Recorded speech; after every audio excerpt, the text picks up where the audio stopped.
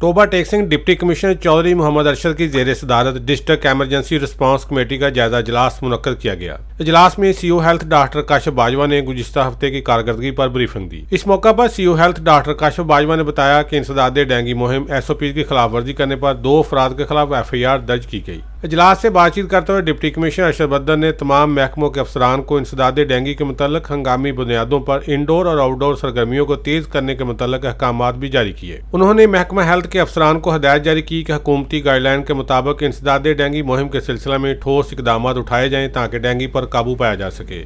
تو میں یہ چاہوں گا کہ ہماری جو عوام ہے، عام پرسن ہے، ان کا تک یہ پیغام پہنچے۔